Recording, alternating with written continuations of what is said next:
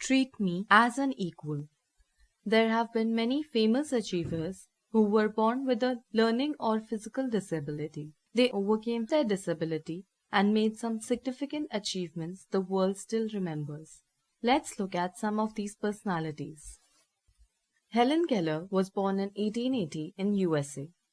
She was an American author and activist who could not see, hear, or speak. As a child, Helen Keller was taught by Anne Sullivan. Gradually, Keller learned to communicate through touching things and spelling out words through fingers. She learned to read through Braille, which is a writing system in which characters are marked as raised dots that are felt with fingertips. Each dot represents something. She also learned to lip read by placing her fingers on the lips and throat of the speaker while the words were spelled out for her. She was the first person with disabilities to receive a college degree. Keller owed her achievements to her teacher Sullivan.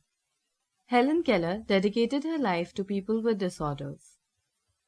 This personality is regarded as a genius for his extraordinary achievements. Albert Einstein was born in 1879. As a child, he was a slow learner. He could not speak until he was 4 years old. He had difficulty in expressing himself. Albert Einstein overcame the difficulties and went on to make significant contributions to the field of science. He received a Nobel Prize for his scientific work in the year 1921. One of the greatest music composers of all times, Ludwig van Beethoven, was born in 1770 in Germany. He had a hearing disability. Some biographers of Beethoven have stated that Beethoven also had a learning disability. Even with his disability, he composed some of the greatest masterpieces in the field of music. In his mid-20s, Beethoven was regarded as one of the best pianists. He will always be a great inspiration. Once a wise man said, "Don't be disabled in spirit as well as physically." The man was Stephen Hawking, who is regarded as one of the most successful scientists. Hawking was born on 8 January 1942.